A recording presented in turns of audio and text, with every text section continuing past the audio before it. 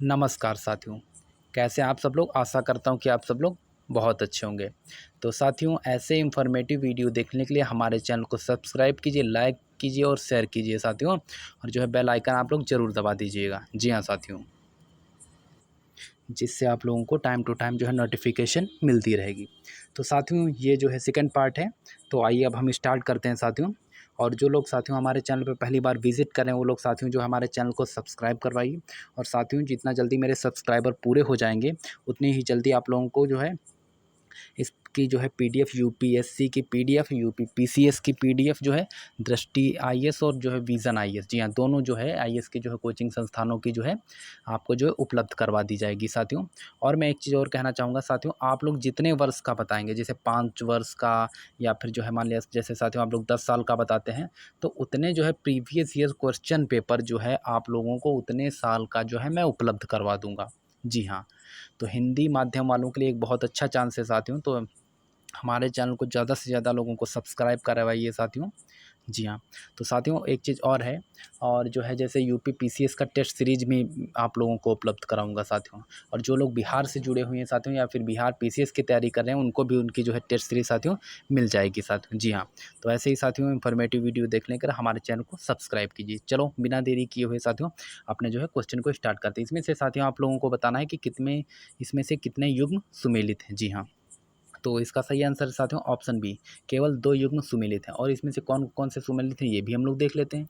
तो साथियों सबसे पहले हम देखेंगे बी आर अम्बेडकर। जी हाँ, तो असल में ये इंपॉर्टेंट क्वेश्चन है साथियों, तो इसका जो हम पूरा विस्तार के साथ में व्याख्या करेंगे ताकि आप लोगों को इससे जुड़े हुए कोई भी क्वेश्चन जो है आते हैं तो साथियों छूटे ना। क्योंकि यूपीएससी आप लोगों को पता तो साथियों होगा ही कि यूपीएससी जो होता है साथियों वह क्वेश्चन नहीं रिपीट करता है साथियों, लेकिन एरिया जरूर रिपीट करता है। तो आप लोग जो देखते रहे कि कितने क्वेश्चन जो है पिछले से बन रहे हैं साथियों, उनका एरिया जो मतलब उनका जो है उस क्षेत्र से जुड़े हुए सारे क्वेश्चन आप लोग जो है ध्यान रखिएगा ताकि आप लोगों के क्वेश्चन ना छूटे साथियों। एरिया जरूर रिपीट करता है। तो साथियों देखते हैं बी आर अम्बेडकर जी के बारे में साथियों।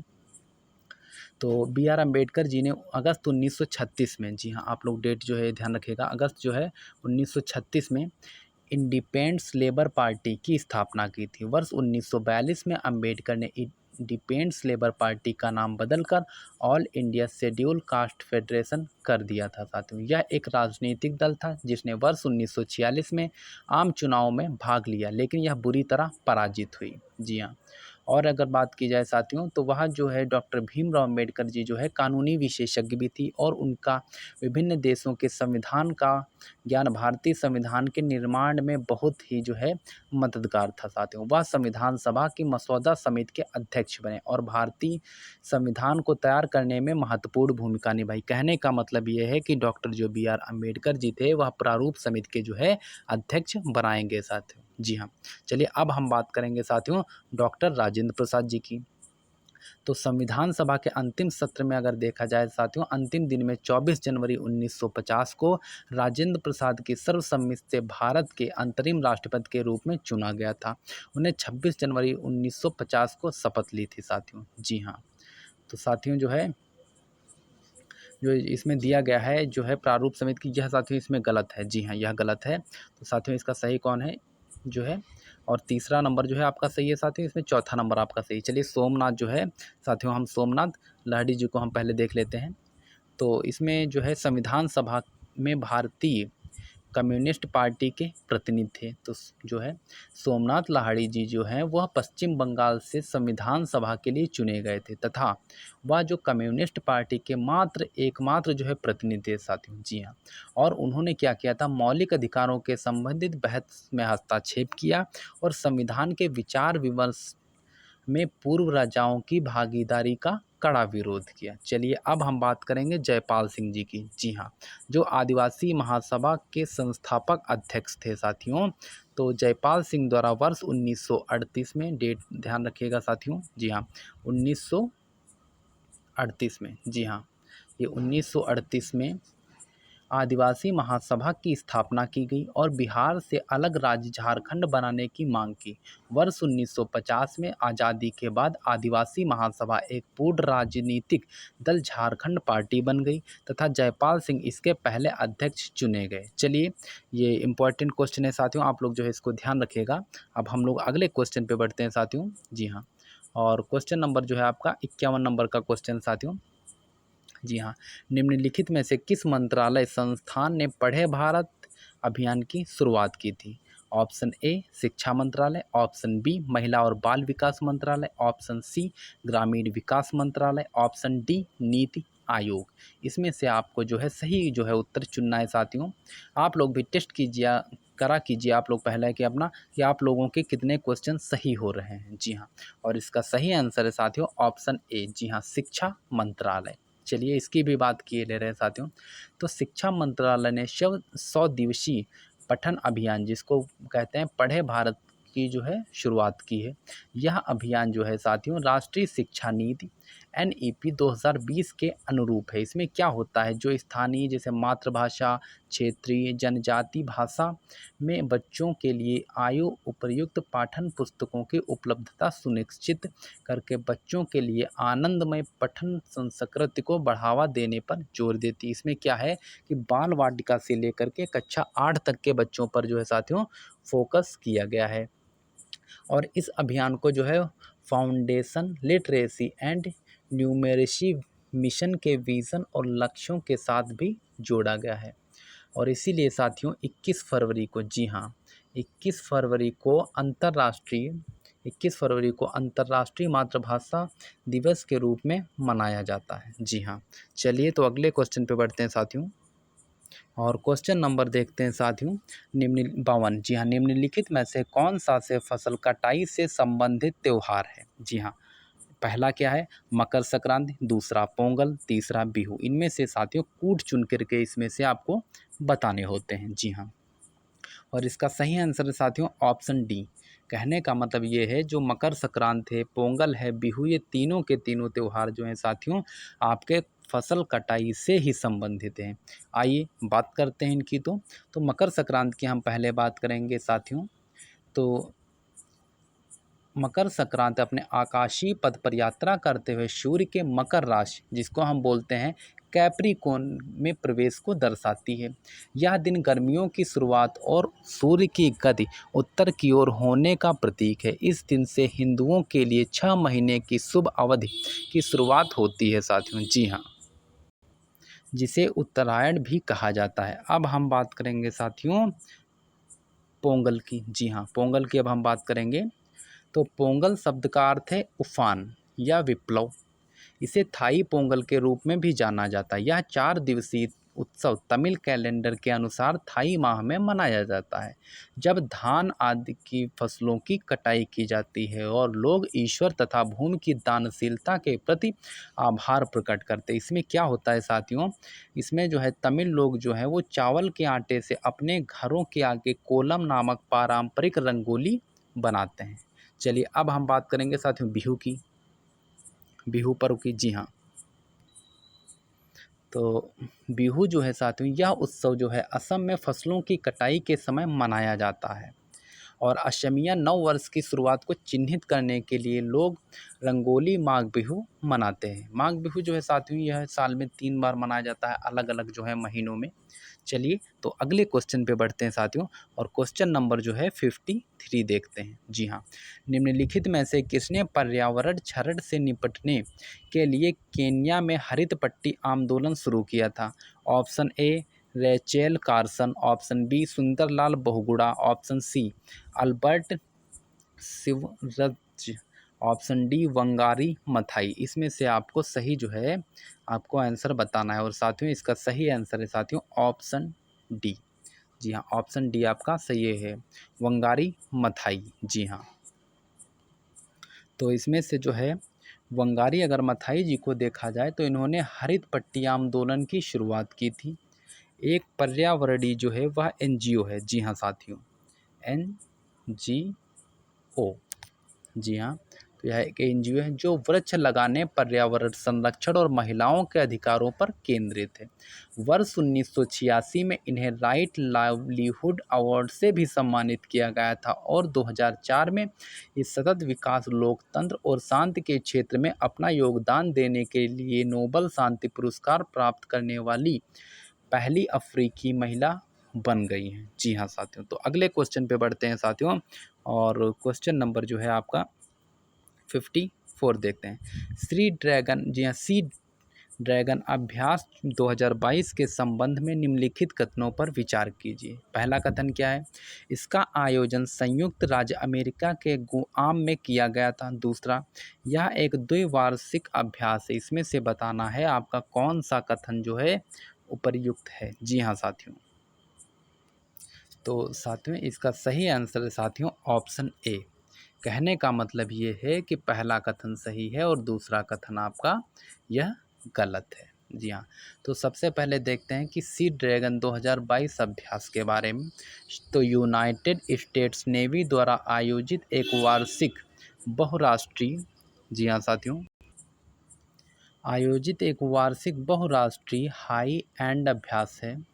यह 5 से 20 जनवरी 2022 तक यूएसए के गुआम में आयोजित किया गया था। जी हाँ, और अगर हम साथियों इस अभ्यास की बात करें तो इस अभ्यास में भारत, संयुक्त राज्य अमेरिका, ऑस्ट्रेलिया, जापान, कनाडा और दक्षिण कोरिया की नौसेनाएं शामिल होती हैं साथियों। जी हाँ, चलिए अब हम अगले क्वेश्चन पे बढ़ते हैं साथियों, और क्वेश्चन नंबर आपका देखते हैं 55। जी हाँ साथियों, निजता के संबंध में। जी हाँ, तो निजता के अधिकार के संदर्भ में निम्नलिखित कथनों पर विचार करना है। पहला कथन क्या है?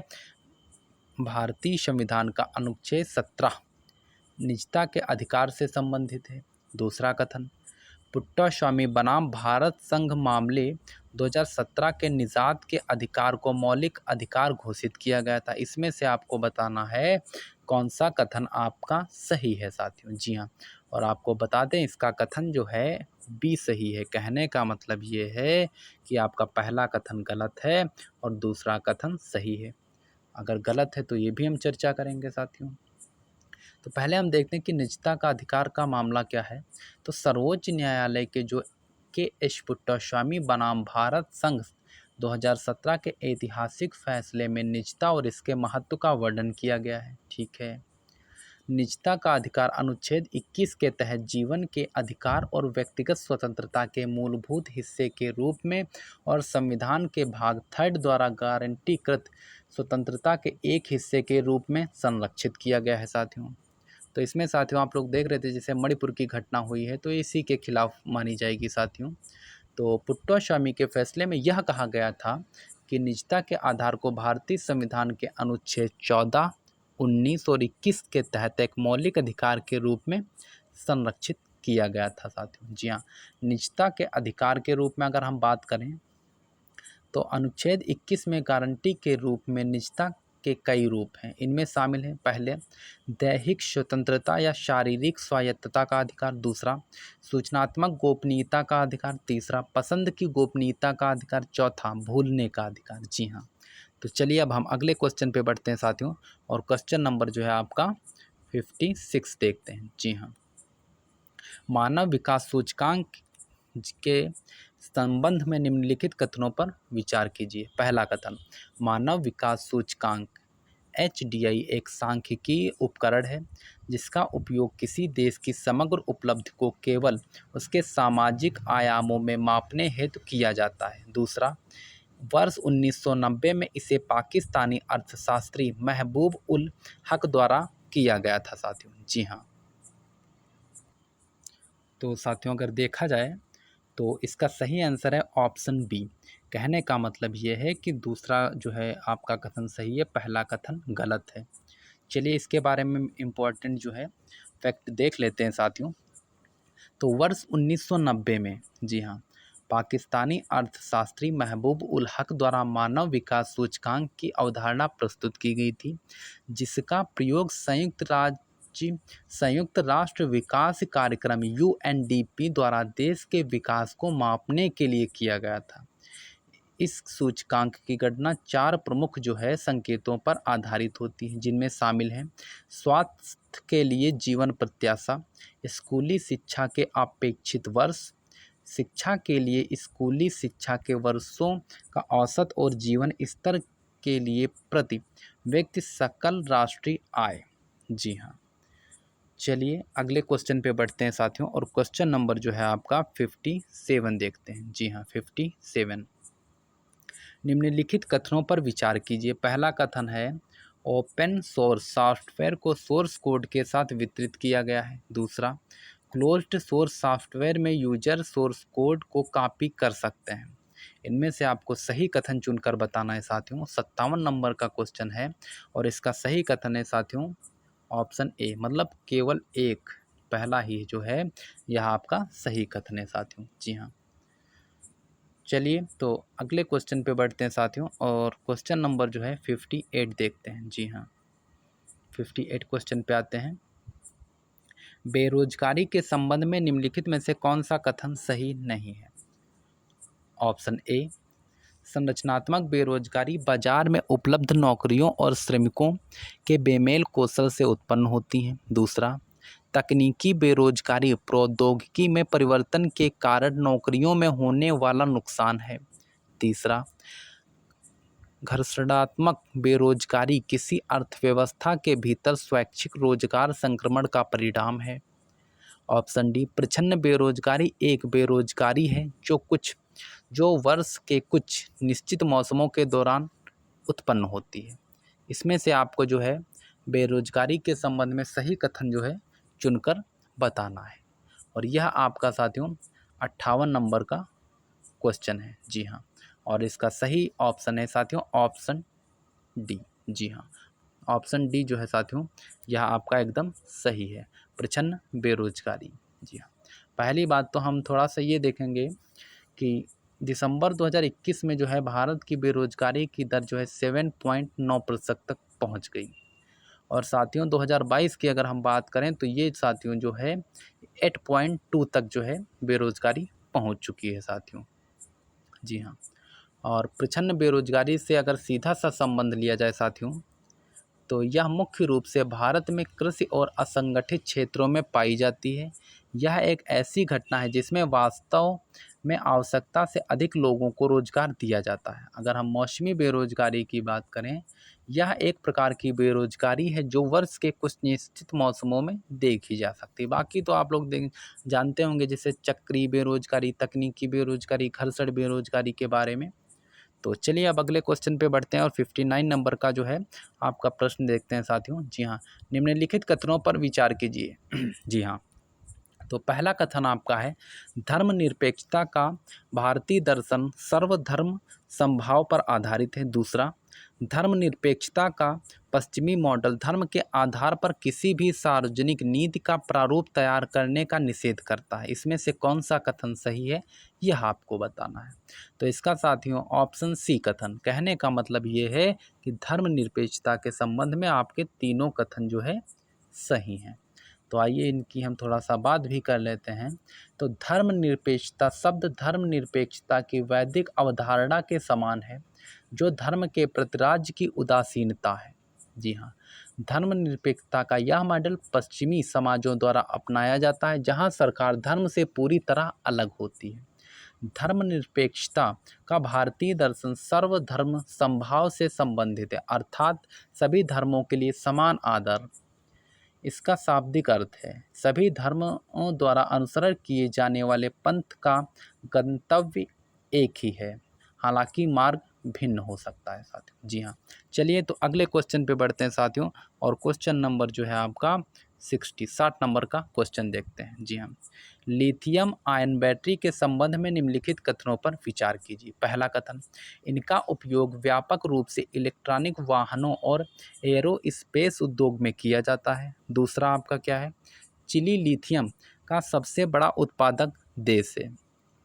इसमें से आपको जो है सही कथन चुनकर बताना है। 60 नंबर का क्वेश्चन है साथियों और इसका सही आंसर है साथियों ऑप्शन ए। कहने का मतलब ये है कि आपका जो है पहला कथन सही है और दूसरा कथन यह आपका गलत है। चलिए, तो गलत है तो इसके बारे में भी हम देख लेते हैं थोड़ा सा। तो लिथियम आयन बैटरी या ली आयन बैटरी एक प्रकार का रिचार्जेबल जिसको पुनः चार्ज किया जा सकता वही बैटरी है साथियों। और बैटरियों में इलेक्ट्रोलाइट होता है जो आयनिक गति और 2 इलेक्ट्रोड की अनुमति देता है। वैद्युत अपघट्य के कारण इसमें आयनों का संचार होने के साथ 2 इलेक्ट्रोड होते हैं। चलिए ठीक है, अगले क्वेश्चन पे बढ़ते हैं साथियों और 61 नंबर का जो है आपका क्वेश्चन देखते हैं। जी हाँ, 61 नंबर का क्वेश्चन, सी बॉक्स के संदर्भ में निम्नलिखित कथनों पर विचार कीजिए। जी हाँ, पहला, यह महिला आयोग, यह राष्ट्रीय महिला आयोग और आईआईटी कानपुर द्वारा संयुक्त रूप से विकसित एक ऑनलाइन शिकायत प्रबंधन प्रणाली है। दूसरा, यह संगठित और असंगठित क्षेत्र में काम करने वाली महिलाएं सी बॉक्स में अपनी शिकायत दर्ज करा सकती हैं। इसमें से जो है आपको सही आंसर बताना है। 61 नंबर का क्वेश्चन है और इसका सही आंसर है साथियों ऑप्शन बी। जी हाँ, ऑप्शन बी। कहने का मतलब ये है कि दूसरा कथन आपका सही है और पहला कथन आपका गलत है। चलिए इनकी भी बात कर लेते हैं, थोड़ा सा ये इम्पोर्टेंट फैक्ट है साथियों। तो महिला एवं बाल विकास मंत्रालय भारत सरकार ने कार्यस्थल के दौरान, जी हाँ, कार्यस्थल के दौरान, माफ़ी चाहेंगे साथियों, चलिए ठीक है, और देखते हैं साथियों। और यह यौन उत्पीड़न इलेक्ट्रॉनिक बॉक्स, जी हाँ, SHI बॉक्स जिसको हम बोलते हैं, यह भारत सरकार का एक प्रयास है जिसमें हर महिला, चाहे वह संगठित हो या असंगठित या निजी सार्वजनिक क्षेत्र में काम कर रही हो, यौन उत्पीड़न से संबंधित शिकायतों के पंजीकरण की सुविधा सिंगल विंडो एक्सेस प्रदान करने का एक प्रयास किया गया है साथियों। जी हाँ, और अगर बात की जाए तो यौन उत्पीड़न से महिलाओं का संरक्षण अधिनियम जो है वह आपका 2013, जी हाँ साथियों, 2013, इसमें विशाखा गाइडलाइन ने कार्यस्थल पर महिलाओं के यौन उत्पीड़न रोकथाम, निषेध और निवारण अधिनियम 2013 की पृष्ठभूमि तैयार की है साथियों। जी हाँ, इसमें दंड के प्रावधान हैं, कई प्रकार से प्रावधान इसमें दिए गए हैं। चलिए अगले क्वेश्चन पे बढ़ते हैं साथियों, और क्वेश्चन नंबर आपका 62 देखते हैं। जी हाँ, नागरिकता के संदर्भ में निम्नलिखित कथनों पर विचार कीजिए। पहला कथन, वर्ष 1955 का नागरिकता अधिनियम नागरिकता प्राप्त करने का 4 तरीके निर्धारित करता है। दूसरा कथन, भारतीय संविधान नागरिक शब्द को परिभाषित नहीं करता है। इसमें से कौन सा कथन सही नहीं है यह आपको बताना है साथियों। 62 नंबर का क्वेश्चन है और इसका सही ऑप्शन है ऑप्शन ए। जी हाँ, कहने का मतलब यह जो कथन दिया गया है यह इसके संदर्भ में सही नहीं है, बल्कि अगर संदर्भ जो है नागरिकता से जुड़ा हुआ, यह जो है दूसरा कथन सही है। चलिए देख लेते हैं। तो पहली बात तो आपको बता दें 1955 का जो नागरिकता अधिनियम था साथियों, जी हाँ 1955 का, इसमें जो है सिर्फ 5 प्रकार से, जी हाँ सिर्फ जो है 5 ही प्रकार से जो है नागरिकता ली जा सकती थी। कौन सा? एक तो जन्म हो गया आपका, दूसरा देशीकरण हो गया, तीसरा पंजीकरण हो गया, चौथा जो है क्षेत्र का समावेश हो गया, और पांचवा जो है साथियों यह आपका वंश आ गया। चलिए इनके थोड़ा सा और इम्पोर्टेंट फैक्ट देख लेते हैं साथियों, क्योंकि इससे आप प्रीवियस ईयर का क्वेश्चन पेपर उठाएंगे साथियों, तो इससे जुड़े हुए कई क्वेश्चन आपको देखने को मिलते हैं। तो पहले तो हम बात करेंगे जो है नागरिकता के संबंधित महत्वपूर्ण प्रावधान, भाग सेकंड के अनुच्छेद जो है साथियों वह 5 से 11 के बीच में दिए गए हैं साथियों। जी हाँ, तो 5वां अनुच्छेद कहता है कि संविधान के प्रारंभ होने पर नागरिकता प्रदान करता है। अनुच्छेद 6 जो है या उन व्यक्तियों को नागरिकता संबंधी अधिकार प्रदान करता है जो पाकिस्तान से भारत आए हैं। ठीक है, और इसी तरीके से इसके बारे में जो है 11 जो है अनुच्छेद, जिसे 11वां अगर हम अनुच्छेद देखते हैं तो साथियों यह जो है कहता है संसद को नागरिकता के अधिग्रहण और समाप्ति तथा उससे संबंधित सभी मामलों के संबंध में जो है प्रावधान करने का अधिकार देता है साथियों। चलिए ठीक है, तो अगले क्वेश्चन पे बढ़ते हैं साथियों, और क्वेश्चन नंबर जो है 63 देखते हैं साथियों। जी हाँ 63, ग्रेट निकोबार के संबंध में निम्नलिखित कथनों पर विचार कीजिए। जी हाँ, पहला कथन क्या है? यह निकोबार द्वीप समूह का सबसे उत्तरी द्वीप है। दूसरा, अंडमान और निकोबार द्वीप समूह 10 डिग्री चैनल द्वारा पृथक होते हैं। जी हाँ, उपर्युक्त कथनों में से सही कथन आपको चुनकर बताना है साथियों।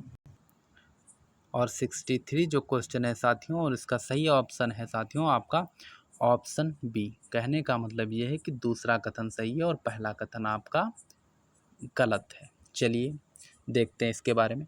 तो ग्रेट निकोबार जो है साथियों यह निकोबार द्वीप समूह का दक्षिणी द्वीप है, जिसमें जो है 1,03,870 हेक्टेयर के अद्वितीय और संकटग्रस्त उष्णकटिबंधीय सदाबहार वन पारिस्थितिकी तंत्र में शामिल हैं। जी हाँ साथियों, और इसमें अगर बात की जाए साथियों इसमें अत्यधिक समृद्ध पारिस्थितिकी तंत्र है, इसमें जो है कई प्रकार की जो है जैसे ब्रायोफाइटर की 650 प्रजातियां शामिल हैं साथियों। और निकोबार द्वीप समूह में मंगोलायड जनजाति शोम्पेन और निकोबार रहती हैं। अंडमान द्वीप समूह में 4 नेग्रिटो जनजाति ग्रेट अंडमानी, ओंग, जरावा और सेंटिनली, जी हाँ सेंटिनली जो है निवास करती हैं साथियों।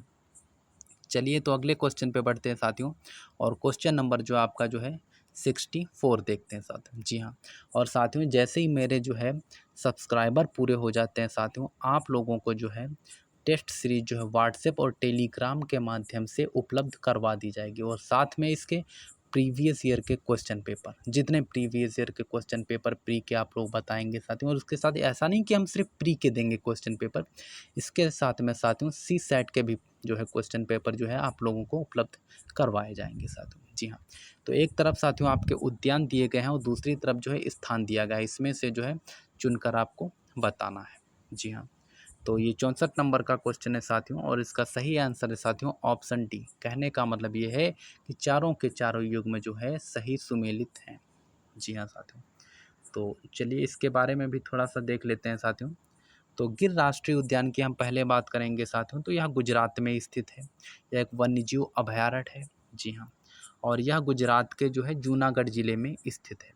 गिर राष्ट्रीय उद्यान जो है एशियाई शेरों का एकमात्र जो है वह प्राकृतिक जो है आवास है साथियों। जी हाँ, अब हम बात करेंगे एराविकुलम राष्ट्रीय उद्यान की। जी हाँ, एराविकुलम राष्ट्रीय उद्यान यह केरल के इडुक्की जिले के देवीकुलम तालुक में दक्षिणी पश्चिमी घाट के उच्च पर्वतमाला, जिनको हम क्या कन्नन देवन हिल्स में स्थित है साथियों। जी हाँ, और अगर बात की जाए साथियों, तो यहाँ जो है यहाँ विशेष जो है नील कुरुंजी फूल पाए जाते हैं, जो हर 12 साल में एक बार देखते हैं, और इसके अगली बार 2023 में दिखाई देने की उम्मीद है। जी हाँ, और कुन्हो राष्ट्रीय उद्यान की अगर हम बात करें साथियों, तो कुन्हो राष्ट्रीय उद्यान मध्य प्रदेश के विंध्य पहाड़ियों में स्थित है। जी हाँ, वर्ष 2018 में इसे राष्ट्रीय उद्यान का दर्जा दिया गया था। यह उद्यान शुष्क पर्णपाती वन क्षेत्र में आता है। और अगर हम साथियों बात करें, तो वर्ष 1952 आपका था, इसमें जो है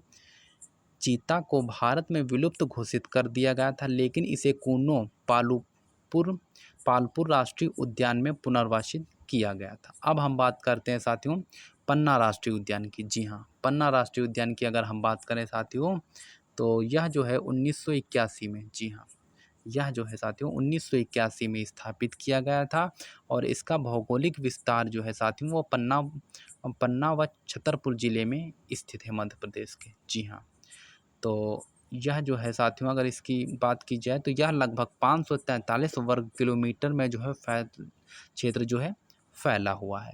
इस राष्ट्रीय उद्यान को केंद्र सरकार द्वारा वर्ष 1994 में प्रोजेक्ट टाइगर रिजर्व घोषित किया गया था। 25 अगस्त सन 2011 को यूनेस्को ने पन्ना टाइगर रिजर्व को बायोस्फीयर रिजर्व के रूप में नामित किया था। जी हाँ, चलिए तो अगले क्वेश्चन पे बढ़ते हैं साथियों, और 65 नंबर का क्वेश्चन देखते हैं। जी हाँ, पहला कथन है साथियों, प्रस्तावना भारत को एक संप्रभु समाजवादी धर्मनिरपेक्ष और लोकतांत्रिक गणराज्य घोषित करती है।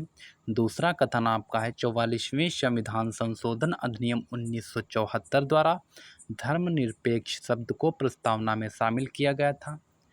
तीसरा कथन है भारतीय समाजवाद का उद्देश्य सभी निजी संपत्ति को समाप्त करना। इसमें से आपको यह बताना है कि आपका जो है सही कथन क्या है। जी हाँ साथियों, और इसको साथियों सही ऑप्शन है आपका ऑप्शन बी। जी हाँ, मतलब ऑप्शन बी का दूसरा और तीसरा सही नहीं है, और साथियों पहला आपका सही है। मतलब यह जो है सही है इसके अनुसार, और यह जो है इसके समर्थन में है। चलिए तो इसका देखते हैं, इसकी व्याख्या कर लेते हैं, आप लोगों को क्लियर हो जाएगा साथियों। तो प्रस्तावना के अनुसार संविधान के अधिकार का स्रोत भारत के लोग हैं।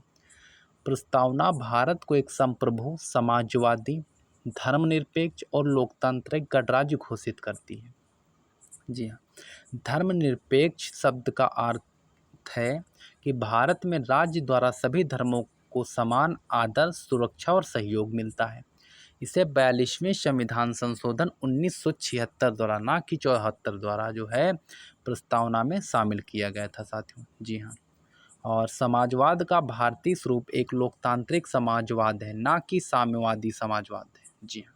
चलिए तो अगले क्वेश्चन पे बढ़ते हैं और क्वेश्चन नंबर जो है 66 देखते हैं साथियों। जी हाँ 66।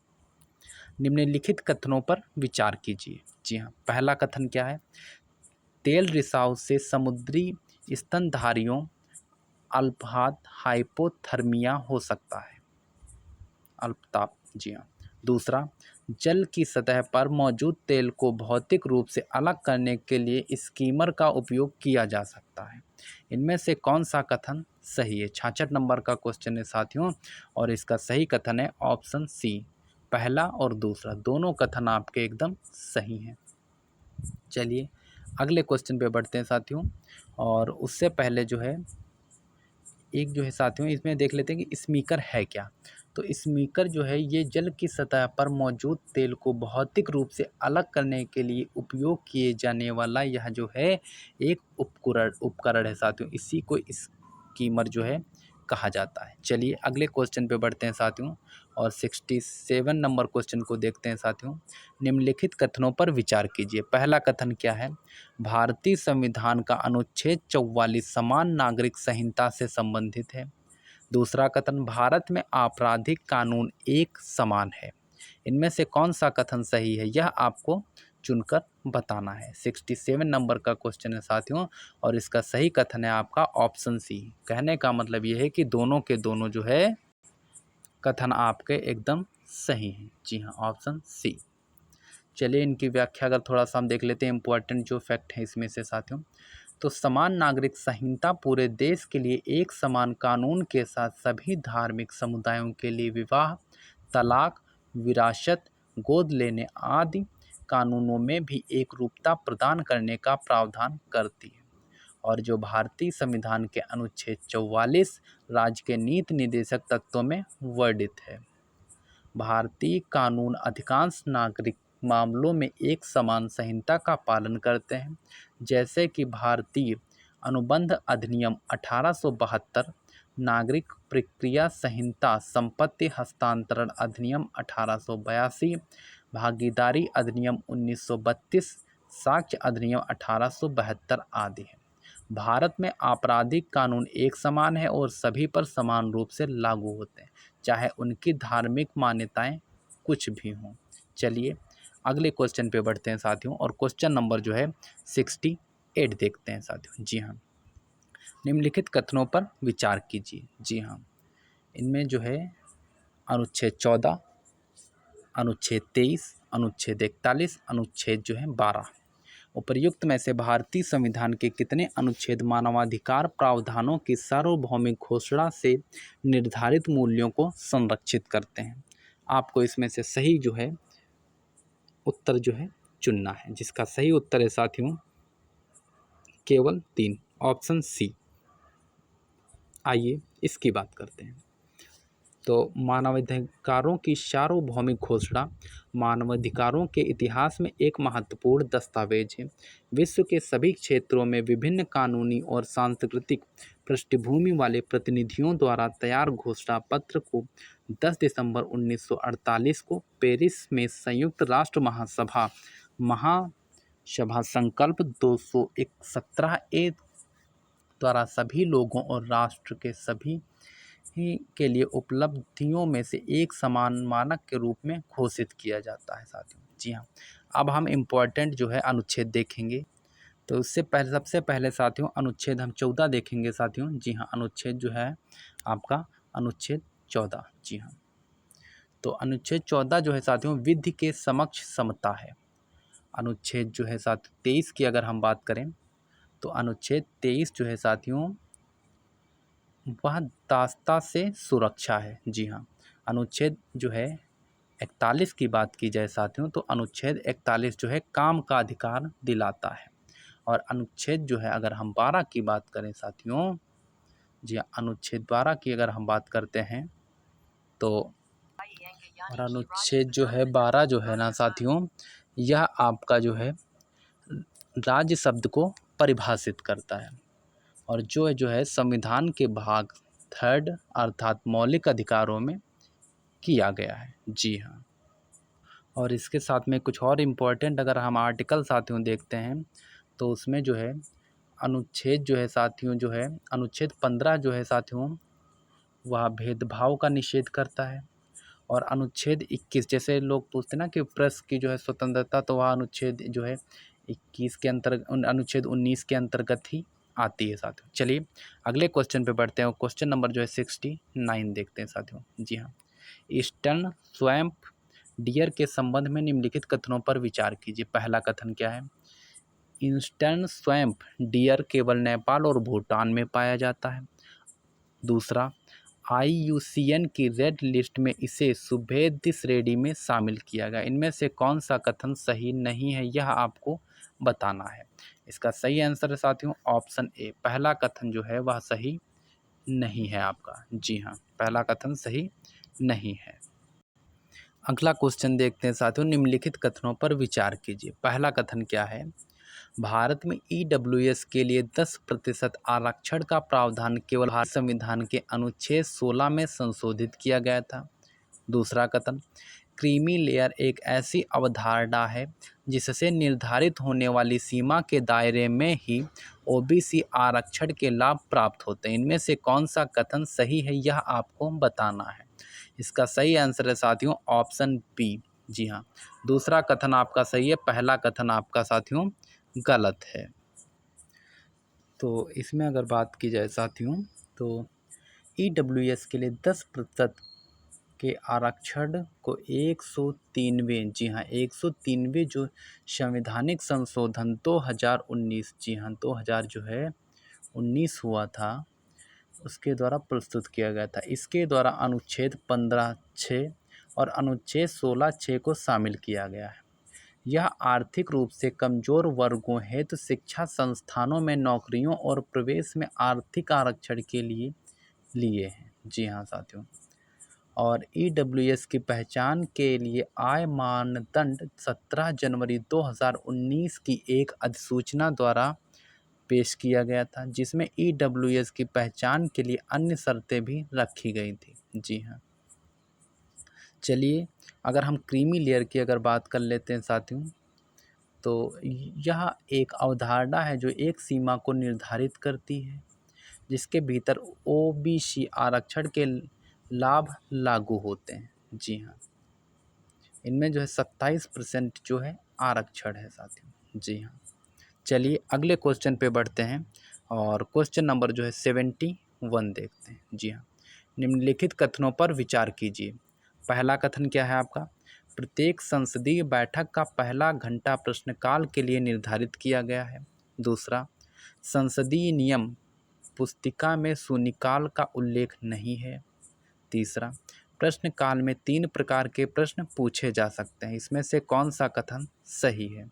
71 नंबर का है और इसका साथियों ऑप्शन डी आपका एकदम सही है। पहला, दूसरा और तीसरा, तीनों के तीनों साथियों जो हैं आपके जो है एकदम सही है। जी, तो चलिए अगले क्वेश्चन पे बढ़ते हैं और क्वेश्चन नंबर जो है 72 देखते हैं, जिसमें इम्पोर्टेंट फैक्ट होगा साथियों, वह एकदम व्याख्या के साथ आपको बताया जाएगा साथियों।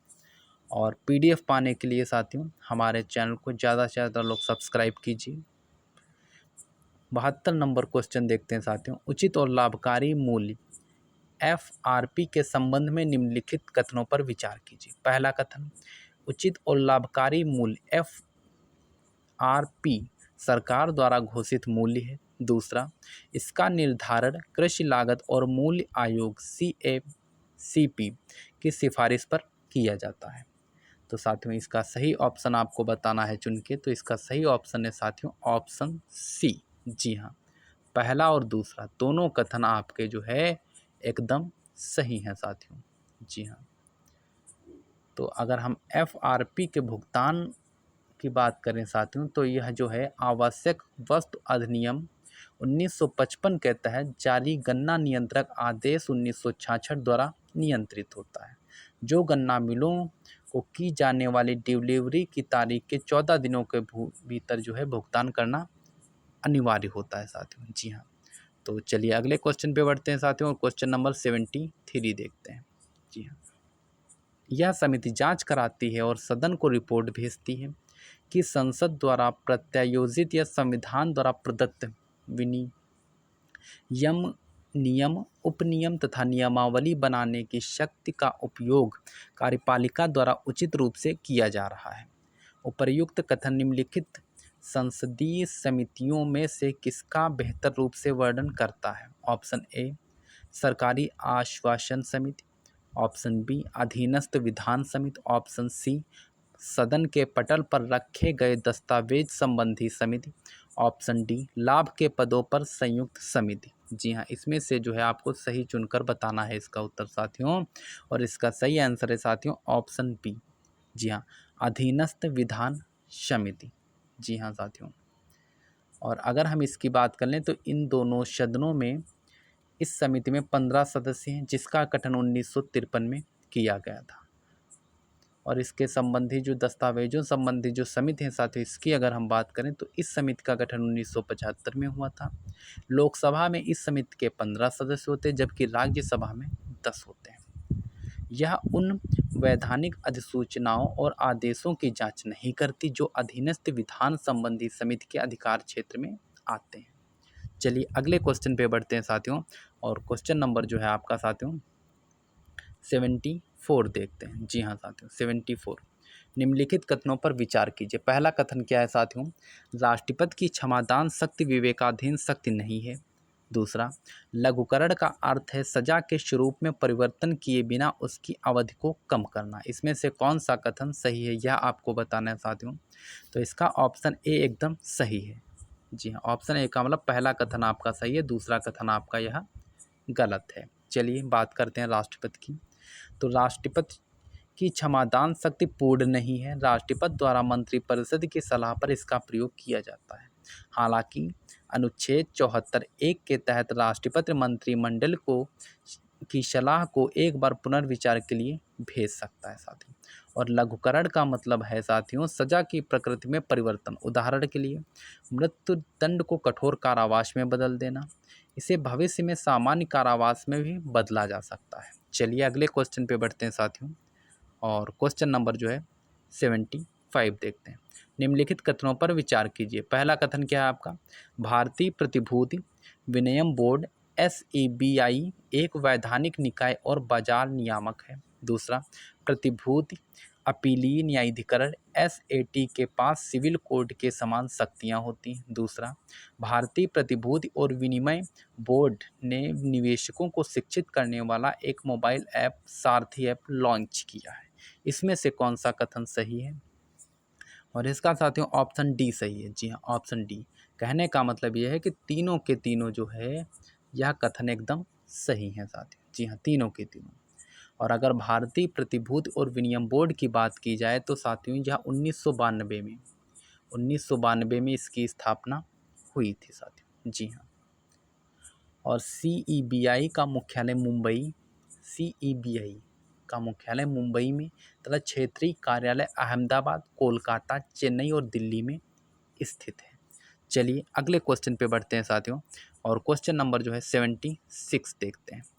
उत्तर से दक्षिण दिशा की ओर निम्नलिखित स्थानों की अवस्थिति का सही क्रम क्या है? पैंगोंग त्वांसो, गोगर, दौलत बेग ओल्डी, काराकोरम, दर्रा। इसमें से आपको सही कथन चुन के बताना है साथियों, और आपका जो है साथियों सही कथन जो है ये 76 नंबर का क्वेश्चन है साथियों। जी हाँ, आपका जो है 76 नंबर का क्वेश्चन है साथियों, और इसका सही उत्तर जो है आप लोग देने की कोशिश कीजिए।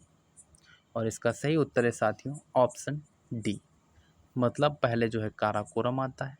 तो उल्टा चलिए, ये पहले नंबर पे हो जाएगा साथियों, फिर जो है दौलत, फिर गोगरा, फिर पैंगोंग। जी हाँ, इस तरीके से इसका रहना है साथियों। चलिए अगले क्वेश्चन पे बढ़ते हैं साथियों, और क्वेश्चन नंबर जो है 77 देखते हैं। जी हाँ, मंत्री परिषद के संदर्भ में निम्नलिखित कथनों पर विचार कीजिए। पहला कथन क्या है?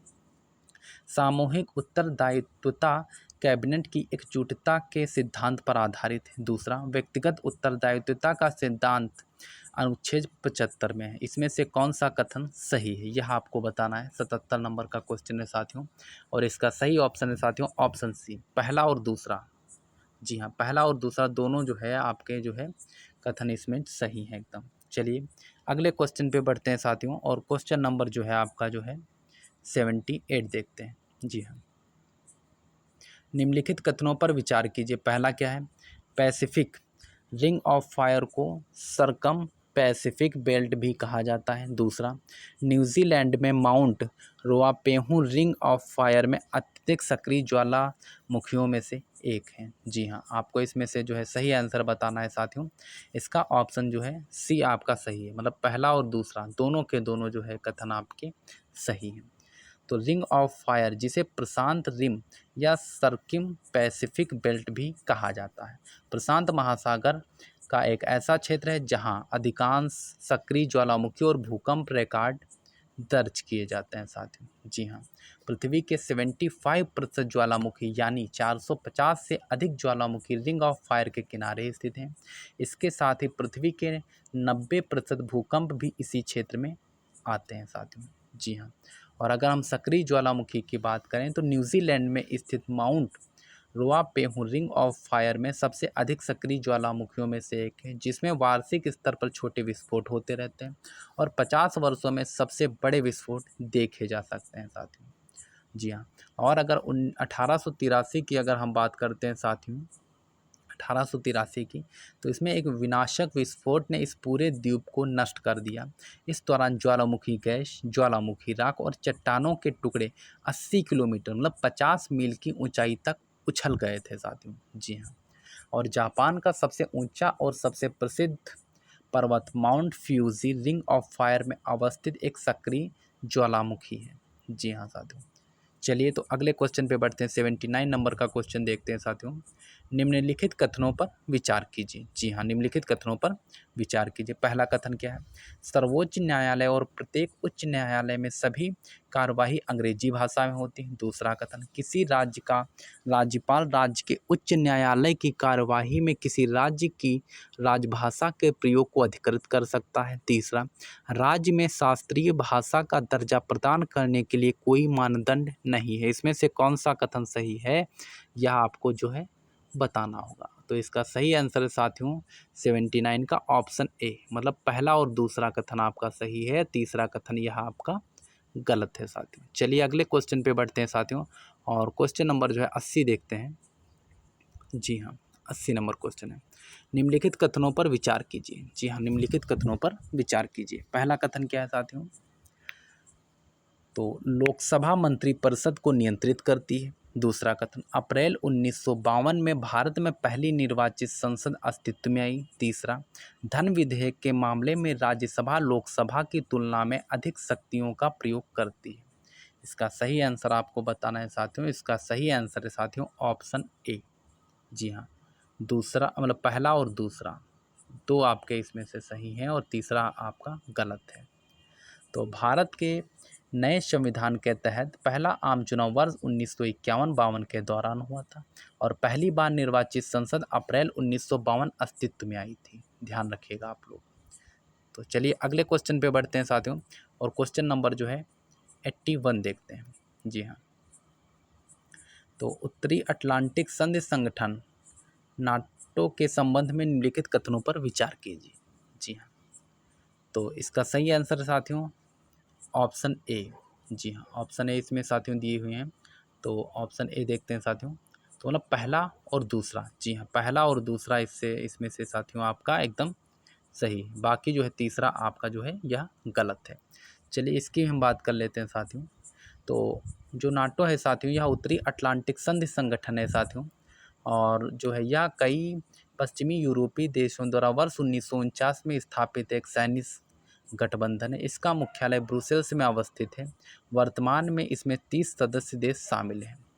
जी हाँ साथियों, चलिए तो अगले क्वेश्चन पे बढ़ते हैं साथियों, और क्वेश्चन नंबर जो है 82 देखते हैं। जी हाँ, 82 नंबर क्वेश्चन, राष्ट्रीय सौर ऊर्जा संस्थान के संदर्भ में निम्नलिखित कथनों पर विचार कीजिए। जी हाँ, पहला कथन क्या है आपका साथियों, राष्ट्रीय और सौर ऊर्जा संस्थान पर्यावरण, वन और जलवायु परिवर्तन मंत्रालय के तहत स्थापित एक विशेष स्वायत्त संस्थान है। दूसरा, यह अनुसंधान एवं विकास, सौर घटक परीक्षण और प्रमाणन क्षमता निर्माण और सौर उत्पादों के अनुप्रयोग तथा उनके विकास हेतु अधिदेशित हैं। जी हाँ, इनमें से कौन सा कथन सही है यह आपको बताना है चुन करके इसमें से।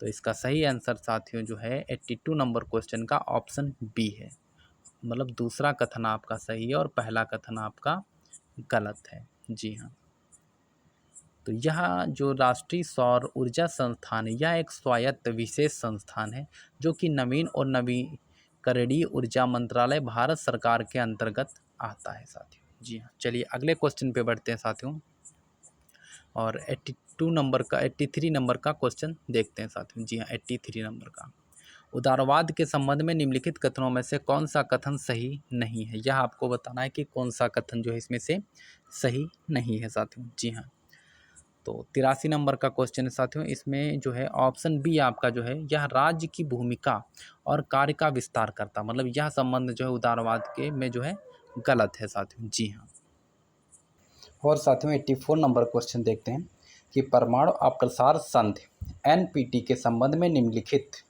कथनों पर विचार कीजिए। पहला कथन क्या है, एनपीटी का उद्देश्य परमाणु हथियारों और हथियार प्रौद्योगिकी के प्रसार को रोकना है। दूसरा, इस संधि से बाहर होने वाला एकमात्र देश उत्तर कोरिया है। इसमें से कौन सा कथन आपका सही है यह बताना है। जी हाँ, तो 84 नंबर का क्वेश्चन है साथियों। जी हाँ, 84 और इसका सही आंसर है साथियों ऑप्शन सी। जी हाँ, ऑप्शन सी, मतलब पहला और दूसरा दोनों के दोनों कथन आपके एकदम सही हैं। जी हाँ साथियों, तो अगर हम इसकी बात की जाए तो यह संधि जो है वर्ष 1968 में हस्ताक्षर के लिए रखा गया और वर्ष 1970 में प्रभाव में आया। वर्तमान में इसके 191 हस्ताक्षरकर्ता सदस्य हैं, जिसमें से 5 देशों को परमाणु हथियार संपन्न राष्ट्र का दर्जा दिया गया है साथियों। जी हाँ, और इस संधि से बाहर होने वाला उत्तर कोरिया एकमात्र देश है।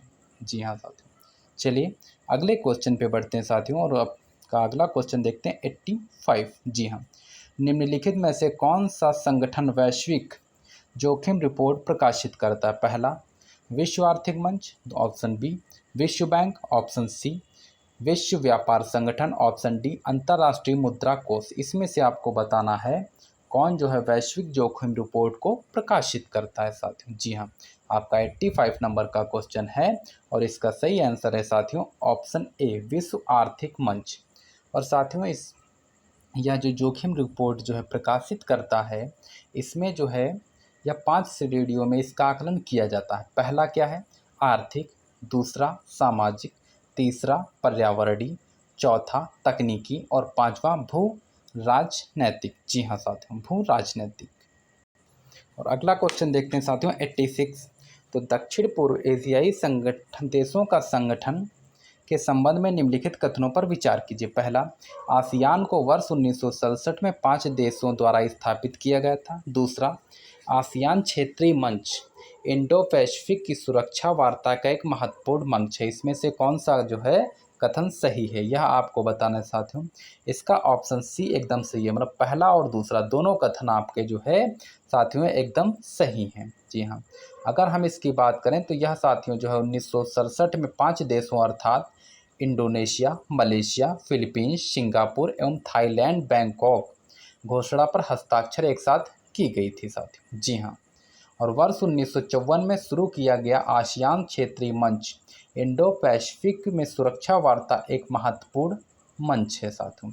इसके माध्यम से इसके सदस्य देश वर्तमान सुरक्षा मुद्दों पर चर्चा कर सकते हैं साथियों। जी हाँ, चलिए तो अगले क्वेश्चन पे बढ़ते हैं साथियों और अगला क्वेश्चन जो है 87 नंबर का देखते हैं साथियों। जी हाँ, निम्नलिखित कथनों पर विचार कीजिए। पहला कथन क्या है, दक्षिण एशियाई क्षेत्रीय सहयोग संगठन की स्थापना 8 दिसंबर 1950 को ढाका के सार्क चार्टर पर हस्ताक्षर के साथ की गई थी। दूसरा, मॉरिशस सार्क का पर्यवेक्षक है। तीसरा, दक्षिण एशियाई मुक्त व्यापार क्षेत्र सार्क की मुक्त व्यापार व्यवस्था है, इसमें से कौन सा कथन सही है यह आपको बताना है। और इसका जो है ऑप्शन डी, जी हाँ, पहला और दूसरा और तीसरा तीनों के तीनों कथन जो है 87 नंबर के एकदम सही हैं।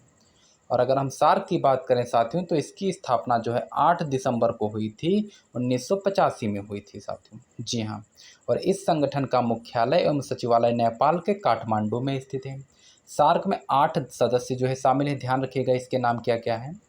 तो इनमें भूटान, भारत, मालदीव, नेपाल, पाकिस्तान, श्रीलंका, अफगानिस्तान और बांग्लादेश है साथियों, जी हाँ। चलिए अगले क्वेश्चन पे बढ़ते हैं साथियों, और 88 नंबर का क्वेश्चन देखते हैं, जी हाँ 88।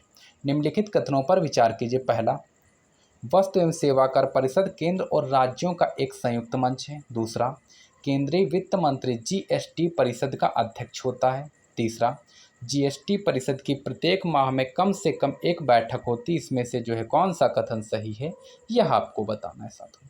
इसका ऑप्शन ए एकदम सही है, मतलब पहला और दूसरा कथन आपका सही है और तीसरा कथन यह आपका गलत है। चलिए इनकी भी बात किए ले रहे हैं। तो भारतीय संविधान के अनुच्छेद जो है 289 के अनुसार वस्तु एवं सेवा कर परिषद केंद्र और राज्यों का एक संयुक्त मंच है साथियों, जी हाँ।